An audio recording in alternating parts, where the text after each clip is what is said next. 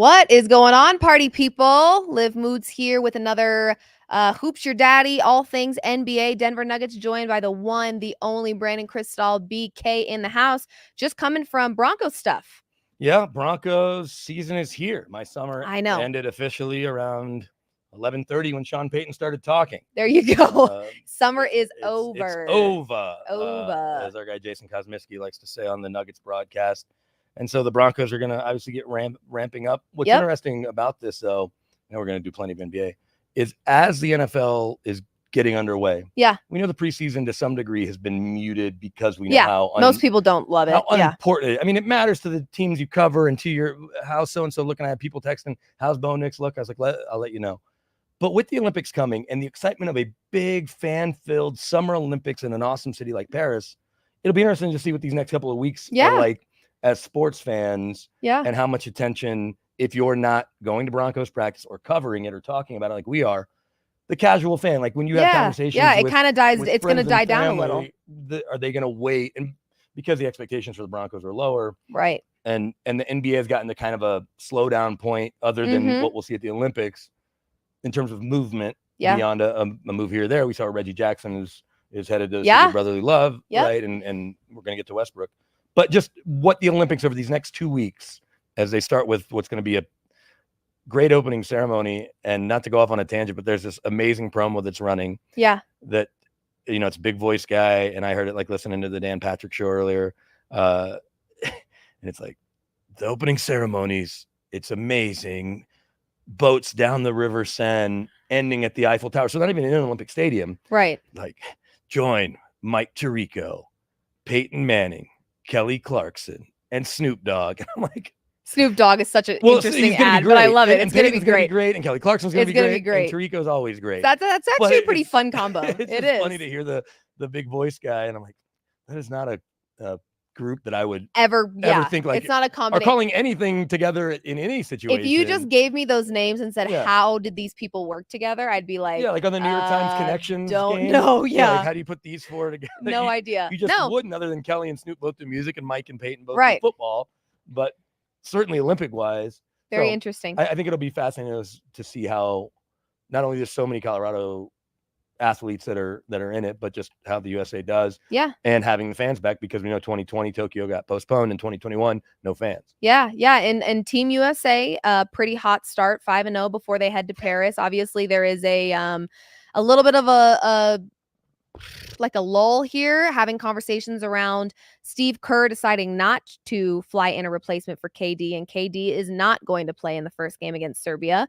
Should be interesting to see how that unfolds. But obviously we were watching LeBron James do insane things at damn near 40 years old. And so it's going to be really exciting to watch Team USA. And I think, like you were saying, it's kind of bridging that awkward gap, what would normally be a pretty silent time for the NBA, which is post free agency, and off season. And then that little lull before we have the regular season starting again. You've got that gap, but now we've got the Olympics and we've got Team USA representing and all these NBA stars. So we're kind of continuing. Yeah. And Colorado native, and we're kind of continuing to have NBA at the forefront of our brains, which is very weird because typically at this time you're kind of taking a debrief from the NBA life, the basketball life, and focusing so much on football. But Team USA going out there. Any predictions on game one? How do you feel? No KD. I don't think no KD matters. There's no reason that they're not going to go undefeated like they almost always do. We know that there's been some slip-ups over the years, but you've got a team full of veterans, focused. And I'm going to steal this from my fellow Jayhawk Paul Pierce, but he said this to Colin Cowherd, and I thought it was a really good point.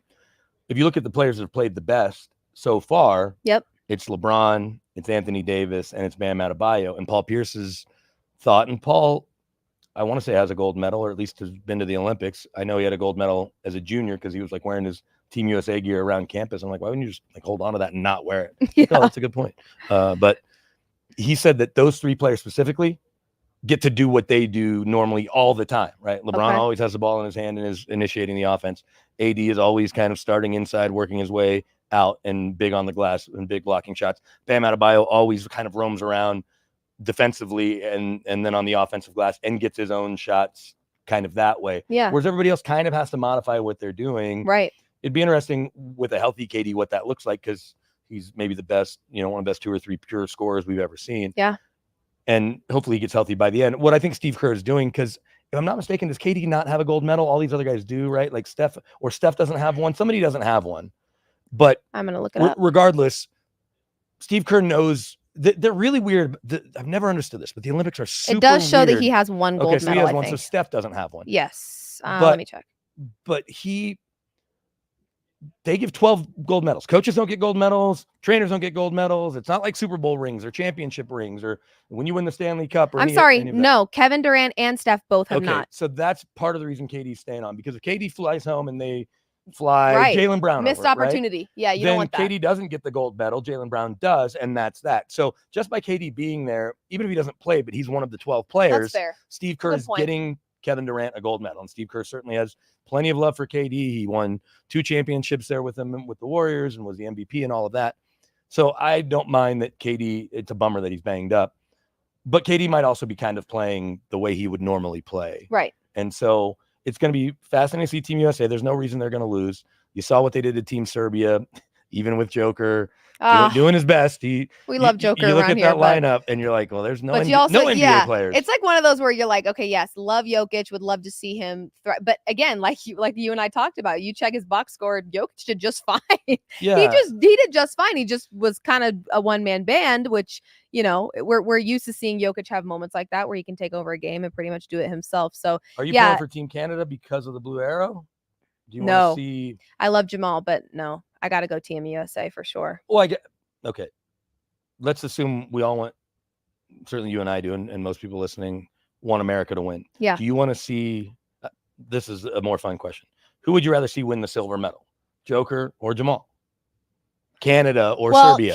I think this is maybe a hot take. I think I would rather see Canada with the silver medal because there's not just one NBA player being represented on the Canadian team. So I think it speaks volumes of the NBA and just the caliber of the athleticism, the talent. So I would probably go Team Canada. As much as I love Jokic, obviously he's like my all-time favorite player.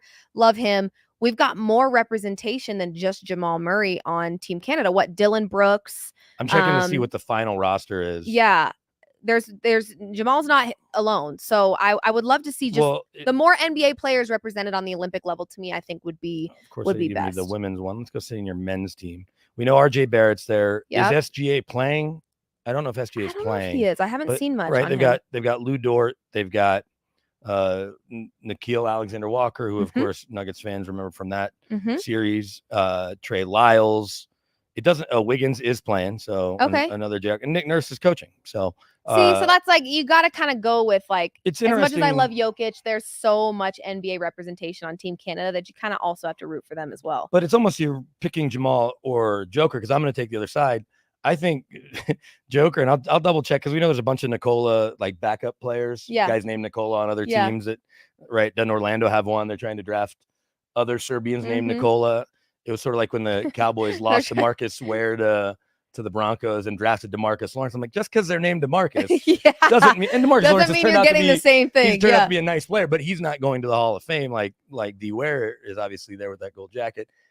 The other Nikolas, I'm not sure are going to get there, but Team Serbia, if they even have any of those other Nikolas, as I mentioned, like when I looked at that box score, the only NBA player in the starting group was obviously Joker. And I don't know if Bogdanovic is going to play. It would definitely solidify Jokic's impact. If he takes a bunch of if he took a bunch of non-NBA players far in the Olympics, it would be very, very cool to see Jokic kind of basically confirming what the smart basketball fans know, which is that he is one of, if not the best player in the league. LeBron James obviously balling out makes it a pretty close race, but it would be pretty cool to see.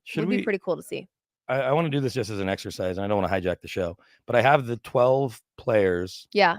Should we have Mark, who's from Russia, come down and see how we do with the pronunciation of the that could be fun. Serbian players? Well, Jay, if you wouldn't mind, I know Jay's listening. He's our producer that's helping us out today. We would love to have Mark come down, and at the end of the show, we're going to try to pronounce these Russian names and see how close we get. Serbian, but Serbian, but yeah, that'll be a fun exercise. Yeah, but yeah. So the other prozo, the other Nikola Jovic, yeah, from or Jovic, I guess we need to find that out. But from the Heat, yeah. He's on there. Bogdanovic from the Hawks, and then the Micic kid from Charlotte. And I don't want to mess his name up until I have the chance to do it in front of Mark. So there you go. Maybe we'll get to that. We'll do that later. Yeah, I love that.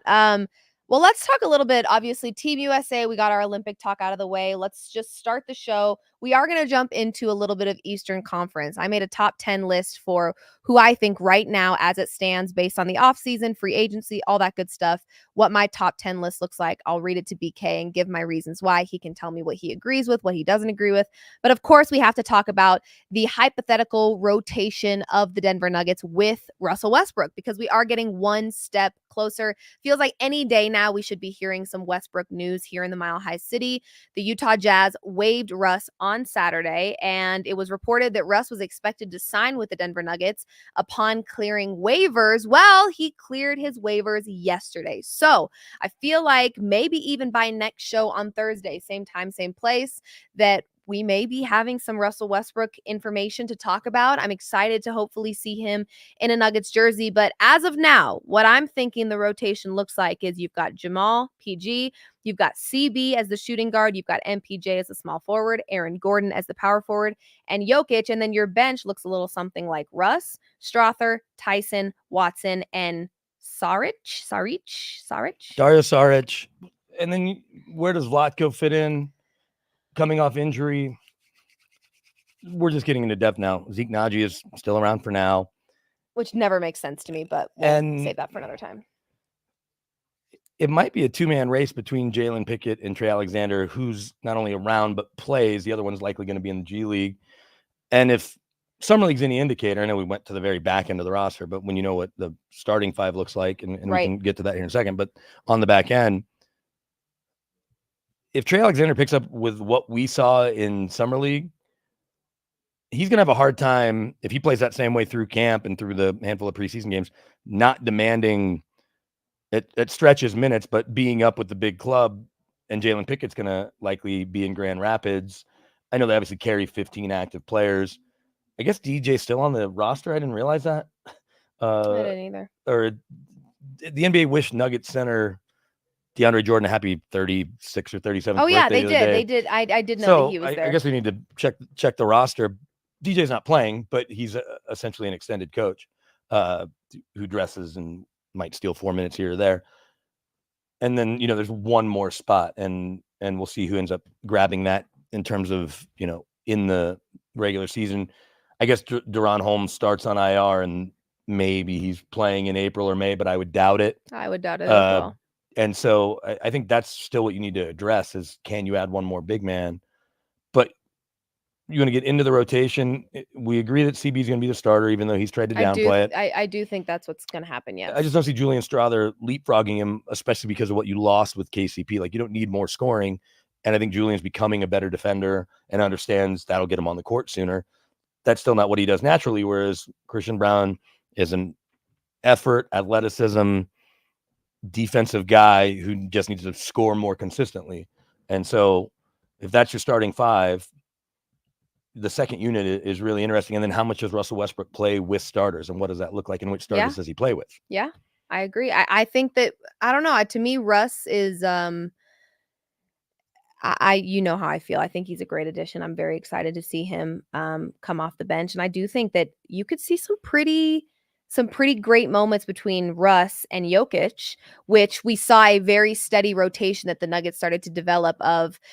You were rarely seeing non-Jamal minutes happen at the same time as non-Jokic minutes. Either Jamal was on the floor kind of coaching and running the offense through his hands, or Jokic was doing a little bit of everything, also coaching and kind of running the offense through his hands. So I think the Russ plus Jokic minutes, the non-Jamal minutes, are probably what I'm the most excited to watch, because I do think, again, we have to remember the emotional side of this, which is Jokic wanted Russ, you know, so there's an ounce, there's a bit of, this is his preference. This is what he wants. Not saying over Jamal Murray, of course, but I think that he's excited about what they could do together. So non-Jamal minutes to me could get really, really interesting.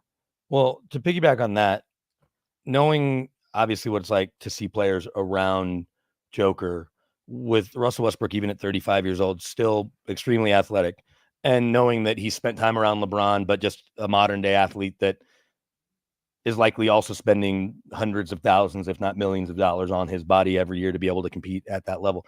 He hasn't really had a drop off athletically. And because he's so explosive, playing opposite of Joker and being able to get to the rack will be really fascinating to see. He's not a great shooter. He's knocked down threes, but you don't need him shooting. But I don't think he needs to be that. He doesn't need to be that. And so sort of like, I was not disagreeing, but would be interested to see Serbia win more so than Canada. The minutes with Jamal and Russ together are going to be really interesting, because last year we thought we'd see it a lot with Reggie Jackson. Then Jamal gets hurt 9 games in or whatever that was, or early on. And so the roles kind of change. And when they come back, Michael Malone realized, okay, I have to have Jamal or Joker on together, but didn't have a lot of Reggie and Jamal minutes, especially with Reggie on the ball. I am excited to see, with Russ on the ball and Jamal off the ball for those 12-ish minutes a game, if that's how the rotation breaks down, what that looks like to allow. We know that Jamal certainly runs a 2-man game with Joker, but to just be more of a pure shooting guard, not that he really is that. He's, the modern day combo point guard that can really score, but can certainly dish the rock. But to have Russ run the offense, and we talked about this right as Russ got waived after being traded to the Jazz, or as he was being traded, and then all of that, and Joker wanting him. And I was saying, just to keep the ship afloat. The scenario I didn't bring up, but because it's such a good team that he's going to be coming into the game likely with leads a lot. Yep. And just like we do in the playoffs, where we're really counting non-Joker minutes, take Joker off the floor, and maybe even at times you will take Jamal off, and it will be Russ with maybe MPJ and AG and Strother and or whatever that ends up looking like, or Hunter Tyson. But that they can extend the lead, which is something that they haven't really had with their second unit. It's more, can we keep it steady, or can we not backtrack? Now we're up 8. Can we not backtrack on the work our starters just did, and can we just at least keep it where it's at? Whereas now we may have a bench that can actually elevate a little bit. Because again, you have to understand, I mean, we saw it with this Nuggets team this season. They were exhausted. Because I think if our starting 5 wasn't doing it, it wasn't getting done. And so we may now, I think, have a bench that can, hey, you're tired, I got you. Let me get out there and let me help you out a little bit. I never felt confident in our bench in that way. I felt like each guy on the bench could have their moments, whether it be a Holiday 3 from the corner, or it be Reggie Jackson having a couple of threes in there actually that were pretty clutch, or CB Peyton with the blocks defensively. They all had their moments, but I think that what we need is chemistry amongst our bench, where if we've got to start subbing out our guys from exhaustion, injury, you name it, foul trouble, because we do see that in this league. As a sports bettor who bets on player props, foul trouble is a real thing. And you start losing minutes on whoever you bet on. You took their over, and now all of a sudden they're riding the bench for half a quarter because they're in foul trouble. So I think if we can get a bench that's got some type of chemistry, and I think how you establish chemistry best, there's a lot of different ways.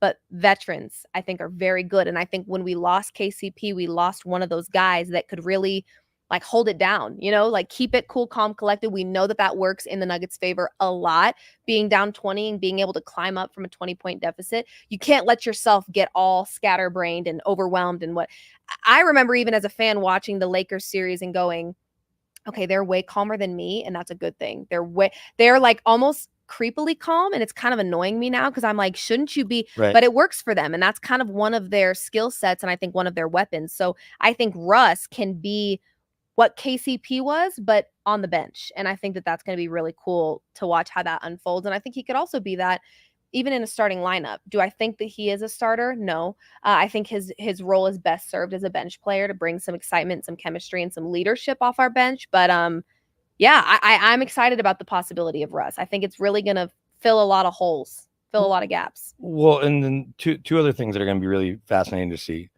Let's finish up on Russ before we get to another player that we haven't talked about yet a lot, that I think we should a little more. But there will be minutes throughout the season, and I think Michael Malone will tinker with it and then see, does he trust it in big games against good teams? When the Celtics come to town, or you go to Boston. When the Mavs are here, you go to Dallas. Right.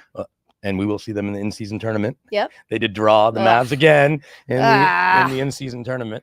But I think that'll be interesting to see when they play Russ and Jamal together, because you're going to be giving up a fair amount defensively, but it depends on the backcourt that you're facing.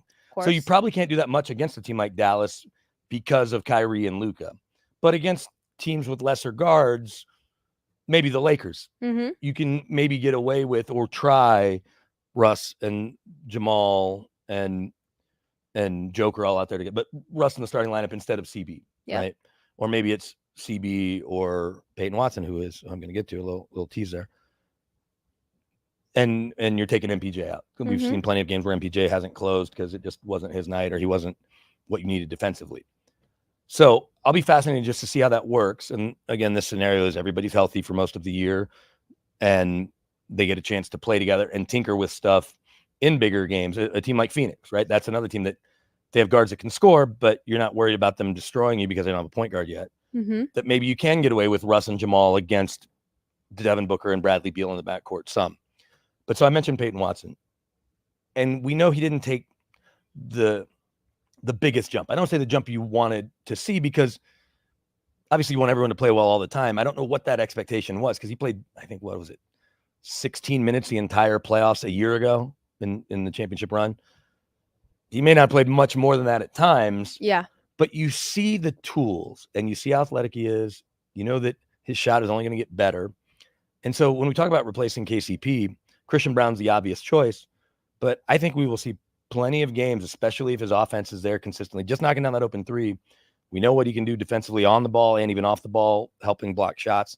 So I'm excited to see how Peyton Watson fits in. I agree. To 25 minutes a game. I agree. And then how he plays opposite of Russell Westbrook, a guy that I'm sure he grew up playing with in the summer, both UCLA guys, SoCal guys. Like, how is it playing with, a guy that I'm sure he was a big fan of for a lot of years, and what he does in now year 3, as well as what Julian Strawther and Hunter Tyson are going to do in year 2. I agree. Yeah. Peyton Watson, I've always been a huge fan of his. And I have said many, many, many times that I don't think his game is going to develop unless he's getting minutes. Right. And he's in the game and he's learning from his mistakes. And so I would love to see him on the floor more, because I do think he is insanely athletic, and he is the ceiling is very high for him, but I think he needs to be given the chance to prove that, and to work through some of the kinks and make mistakes and learn from those. So I would love to see more minutes for Peyton Watson, because I think that he really could be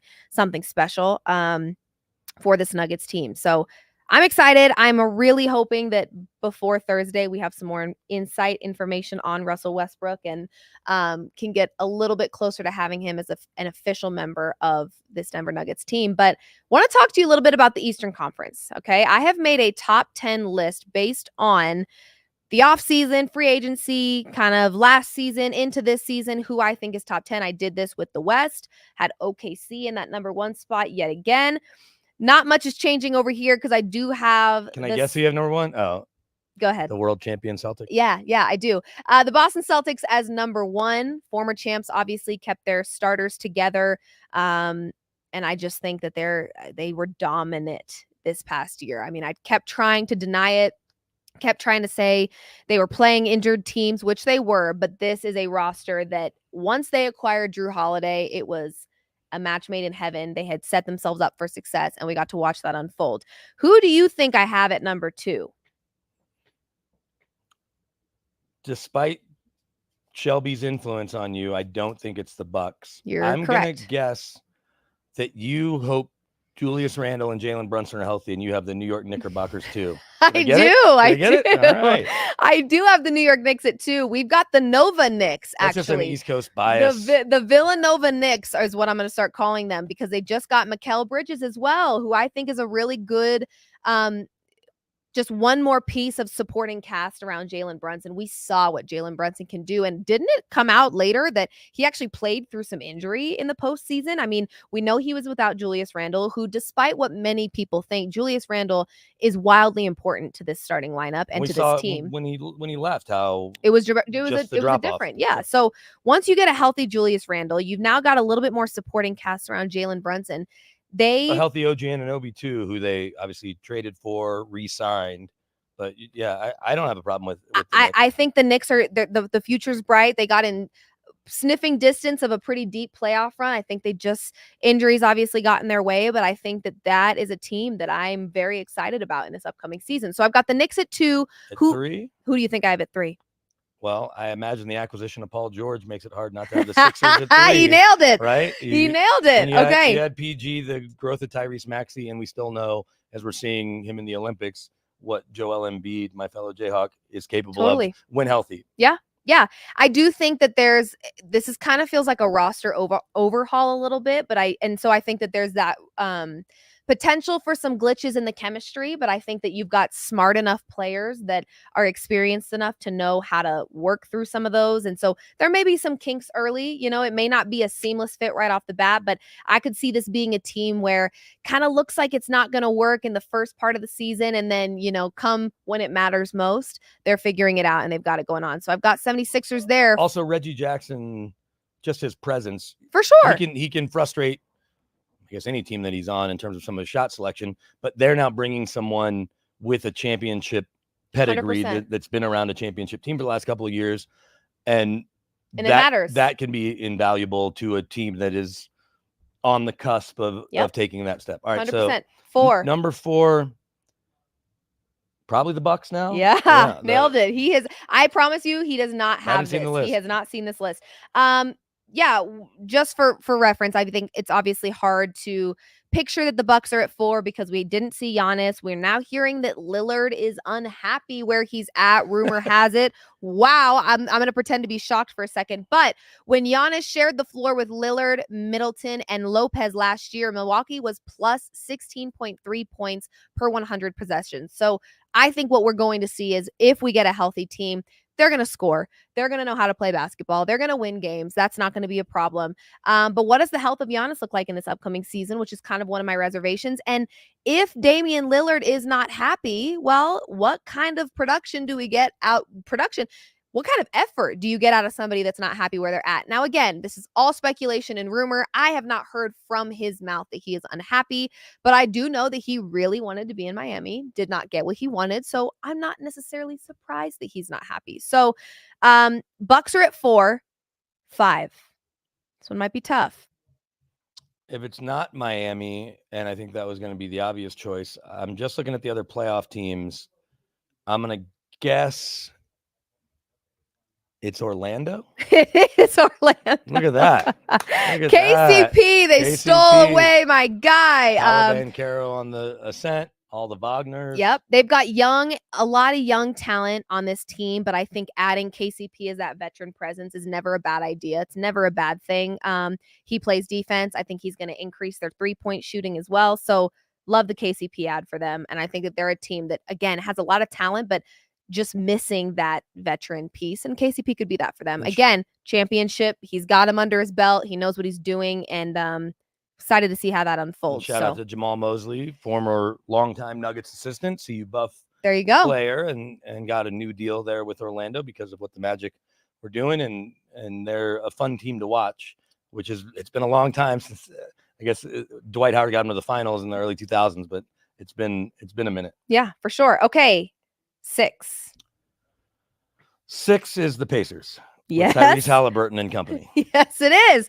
Yeah, I think another year for this team to gel. It just felt like the one thing missing was just that little, that extra spark of chemistry in the postseason this year, I think affected them. Well, Tyrese was a little banged up. Yeah, and we know everybody. Halliburton, I think he is the glue that holds this team together. So when he's not out there, it's pretty drastic. Also, I'll be fascinated to see what his participation on Team USA does for his growth, right? Because he hadn't been an all-star, then he's an all-star. He had that drop-off after the all-star game, which was there in Indiana, and I think surprised some people, but then picked it back up certainly as the season closed out. but being around LeBron, being around Steph, being around KD, being around these greats of the game, and just getting to pick their brain. Mm-hmm. I remember talking with Chauncey when he came back from the Olympics, and it was, if my math is right, it was either 04 or 08. They'd already won a championship, but seeing the way Kobe worked. Yeah. And that changed even the way Chauncey, I think, approached some stuff, even though he was well into his NBA career. And seeing Kobe in the gym at crazy hours and just understanding how maniacal he was. Doesn't mean that Tyrese Halliburton's going to follow everybody's, their path or their regimen, but being around those guys can only help him and ultimately help the Pacers. For sure. Okay, 7. This one might stump you a little. All right. So it's not going to be the Cavs because that would be too obvious.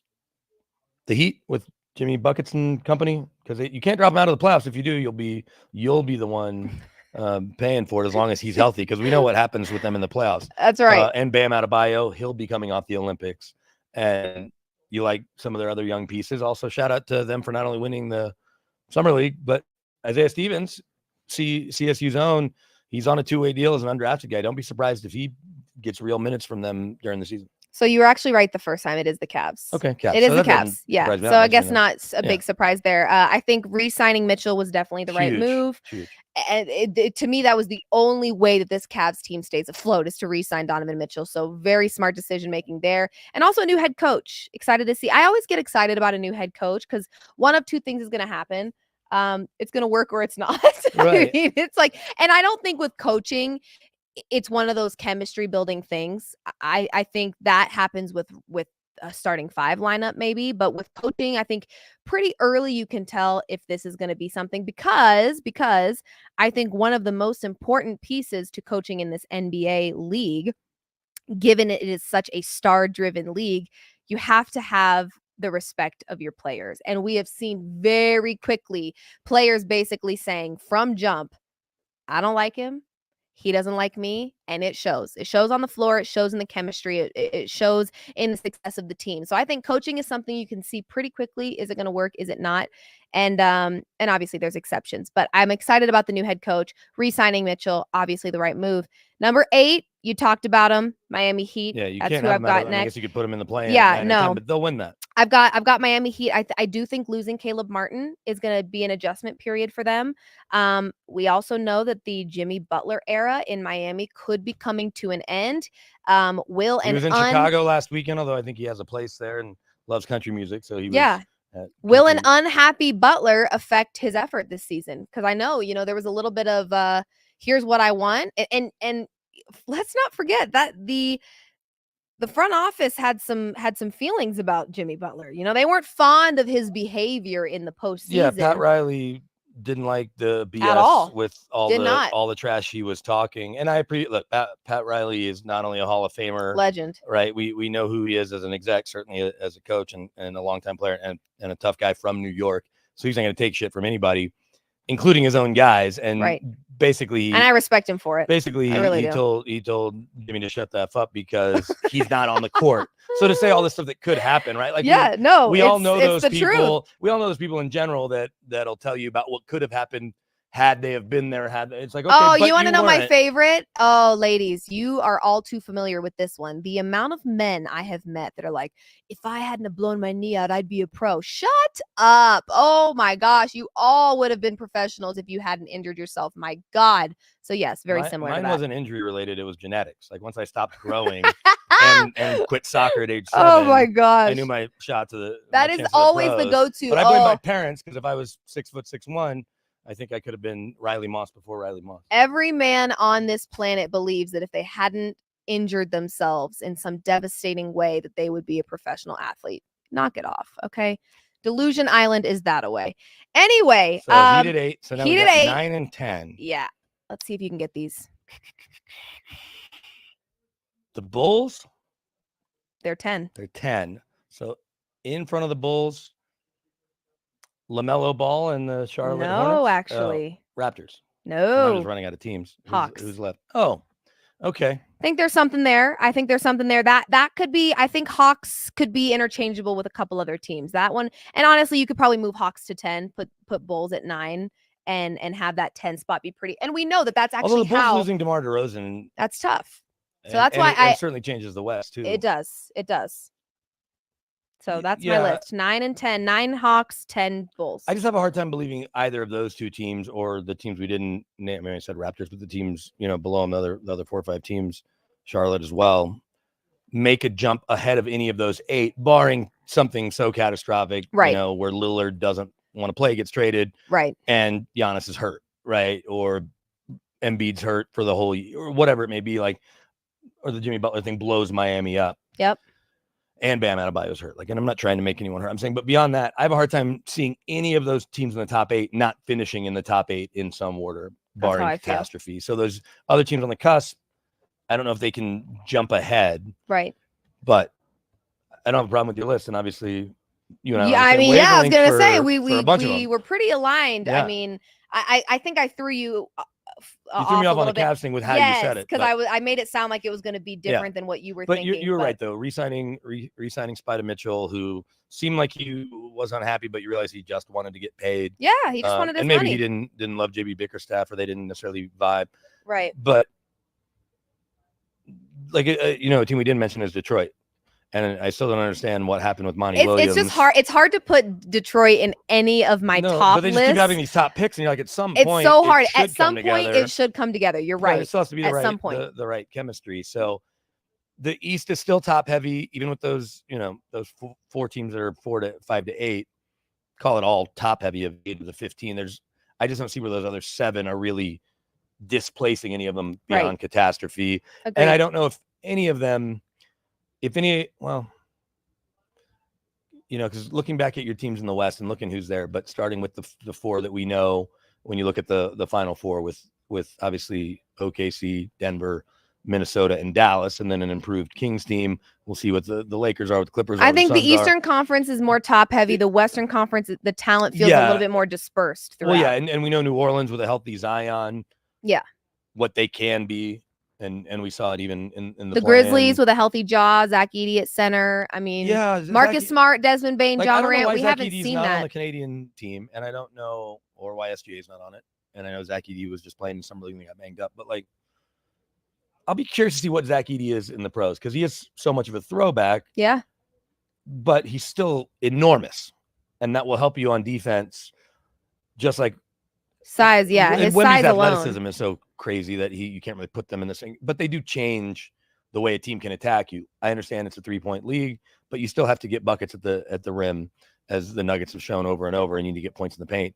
And having Zach Edey out there with the healthy jaw, and then there are other pieces around, makes Memphis interesting. But to me, the team that's most interesting in the West, just in terms of seeing what the growth is, and it's all going to be based on what Wemby does, but the Spurs can end up in the next couple of years throwing this whole thing for sure out of whack. And they got Chris Paul. But yeah, a little bit of veteran. I mean, I don't know how the Suns just didn't get him back to run there. Like, they just need. The Suns suck at trading. They just need a point guard. They just suck. And so they went and got Bradley Beal. So who barely played.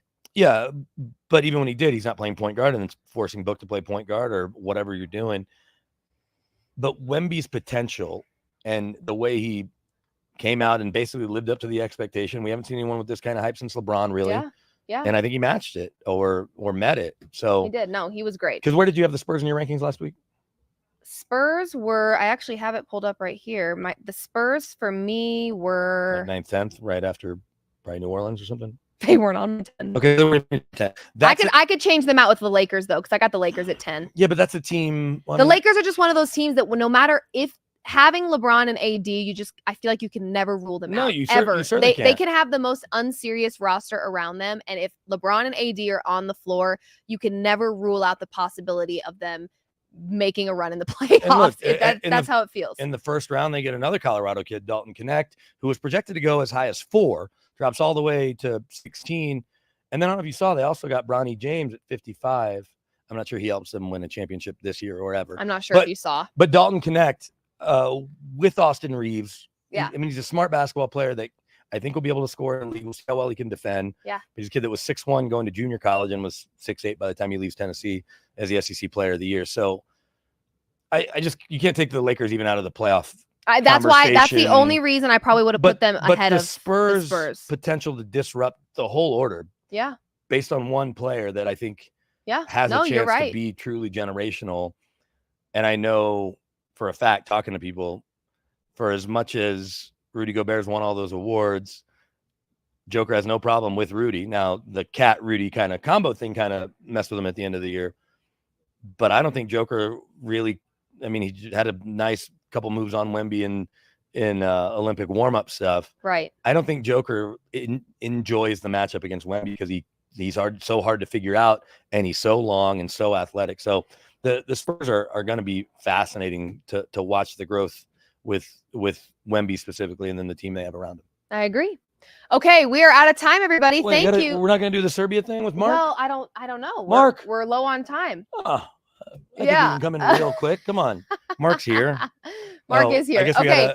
Really you're fast. You're going to have to come closer to us. Or you can just you can just stand there and you can tell us if we're right or wrong. So here, I'm going to send it to you. Have your phone in your hand, Mark. I'm sending you the same list that she and I are looking at. So we are going to attempt to pronounce these Russian or these Serbian names. Let's have Mark sit down. Come on, let's get Mark on camera. Everybody say what's up to Mark. Okay, so I just sent you the list too, Mark.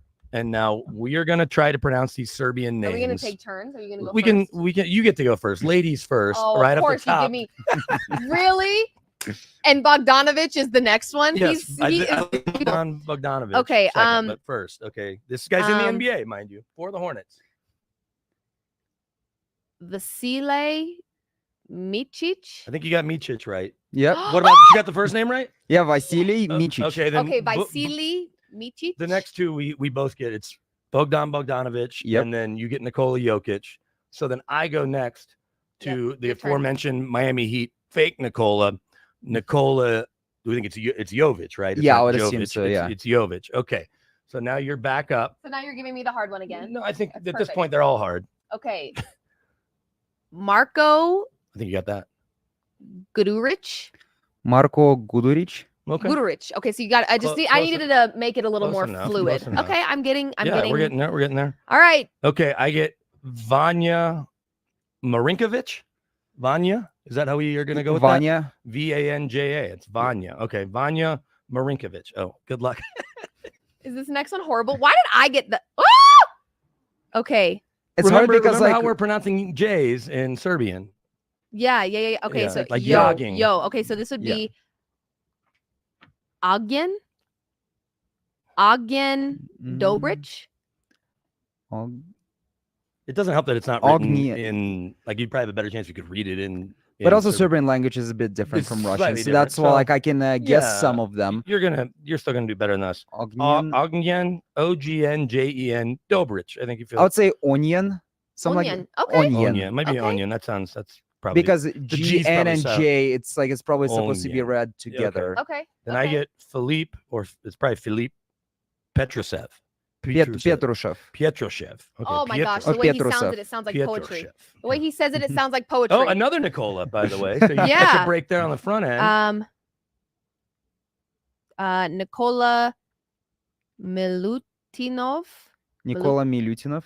Okay. Milutinov. Okay, so you kind of emphasize the U in that one. Yeah. Okay. So we got two Learning more. Something new every day. Three more. The next one, Alexa Avramovich. Yep. I think I got another easy one. And then two, I think equally difficult on the back two. Oh my gosh. Okay. You can take one or the other. I'll let you pick, so that way you don't. I think the first name is Dejan. Dejan. Okay, so why would you pronounce that J different? Well, the thing is, I know because I had an instructor whose name was Dejan, and he said that's how you pronounce. Interesting. Okay, so maybe when a J is in between letters, it's pronounced a little bit different than if it's like Jokic. Maybe because it's. I wish you could give you correct grammar because rules Jokic here. is a little more Y. Okay, so Dejan and then Davidovac. I would say probably yes. Okay. And then finally, as we go through the Serbian roster, and when Joker's on, when Joker's playing, if you catch it, if you're watching Peacock or USA or NBC. Uros Plavsic. Yes. Uros. Uros. All right. So I don't know. So I don't know if we're ready Russian, to move to Serbia. Serbian and Russian are different, but you are our pronunciation person because we don't know a thing about it. So we're learning something new every day. So there you go, everybody. Always happy to help. Yes, Mark is the best. Everyone say hello to Mark in the chat. This has been another episode of Hoops Your Daddy with Liv Moods and BK. We appreciate you for tuning in, and we'll be back again Thursday, 2 p.m. Mountain Time, right here in the Guerilla Sports Studio to talk more NBA. Don't miss it. We'll see you soon, and thanks for hanging. Bye.